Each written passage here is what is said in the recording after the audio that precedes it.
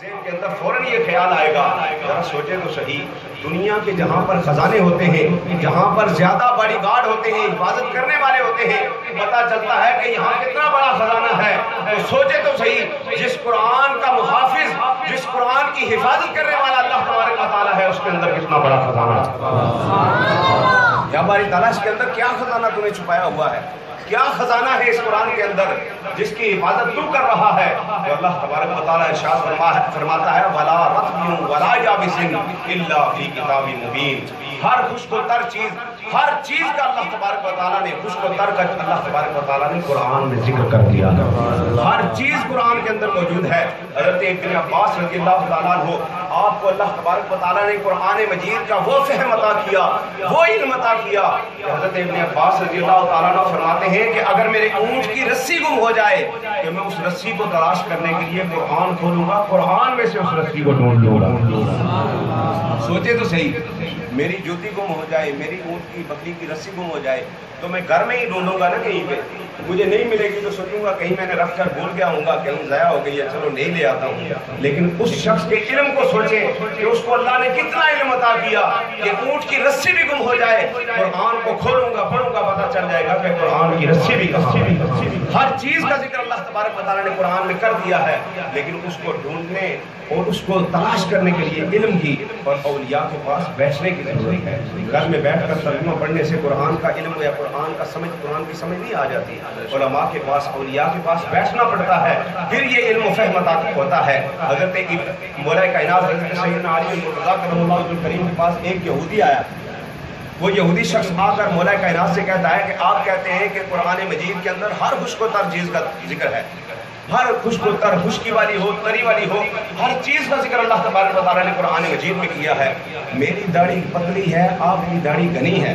مولا کائنات کی داڑھی بڑی گھنی تھی۔ اس یہودی جو آنے والا سوال پوچھنے والا تھا، اس کی داڑھی کافی پتلی پتلی تھی۔ وہ کہنے لگا میری پتلی اور آپ کی گھنی داڑھی کا ذکر کیا قرآن میں موجود ہے؟ مولا کائنات نے فرمایا ہاں بالکل قرآن کے اندر موجود ہے۔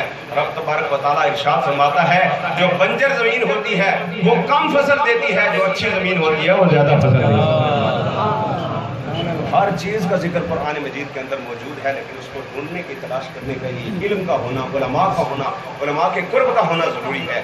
اللہ تبارک و تعالیٰ کی بارگاہ میں پھر عالم تخیلات میں جا کر سوال کیا یا باری تعالیٰ اس قرآن کے اندر کس کا ذکر تو نے کیا ہے؟ تو اللہ تبارک و تعالیٰ ارشاد فرماتا ہے انہ ذکر لک ولقومک، اے محبوب اس قرآن کے اندر میں نے تیرا ذکر کیا ہے اور تیری امت کا ذکر کیا ہے۔ اب ہم کہہ سکتے ہیں نا، قرآن و حدیث کی روشنی میں ہم سنی کہہ سکتے ہیں کہ قرآن اللہ تبارک و تعالیٰ کا کلام بھی ہے اور آقا کریم صلی اللہ علیہ وسلم کی نعت بھی ہے۔ قرآن حضور کی نعت بھی ہے۔ اللہ تبارک و تعالیٰ خود قرآن کو فرما رہا ہے انہ ذکر لک ولقومک، اے محبوب اس میں تیرا بھی ذکر ہے، تیری قوم کا بھی ذکر ہے، تیری امت کا بھی ذکر ہے۔ آج تک قرآن مجید جو ہے پوری دنیا کے اندر سب سے بڑی قانون کی کتاب ہے، شریعت کی کتاب ہے، قانون کی کتاب ہے۔ پوری دنیا کے اندر جتنے مذاہب ہیں آپ ان مذاہب کے اوپر ریسرچ کر کے دیکھ لیں، ہر مذہب کی ایک قانون کی کتاب ہوتی ہے۔ اس کتاب کو کھولیں تو سارے کے سارے اس کے اندر قانون ہی لکھے ہوتے ہیں۔ کسی دنیا کے قانون کی کتاب کے اندر کسی شخص کی نعت نہیں لکھی جاتی، لیکن یہ واحد اللہ تبارک و تعالیٰ کی انسانیت کے لیے بھیجی ہوئی رب کی کتاب ہے، جس پوری کتاب کو کھولا جائے تو اپنے محبوب کی نعتیں ہی نظر آتی ہیں۔ اس لیے اعلیٰ حضرت فاضل بریلوی رحمۃ اللہ تعالیٰ نے ارشاد فرمایا پارے پارے پہ لکھا ہے کملی والے کا نام، پارے پارے پہ لکھا ہے کملی والے کا نام، کملی والے محمد پہ لاکھوں سلام، کملی والے محمد پہ لاکھوں سلام۔ اللہ تبارک و تعالیٰ نے قرآن کو اپنے نبی کی نعت بنا دیا، اور بڑے اولیاء کرام جتنے بھی اولیاء کرام نے تفاسیر لکھی ہیں، انہوں نے پورے قرآن کی ہر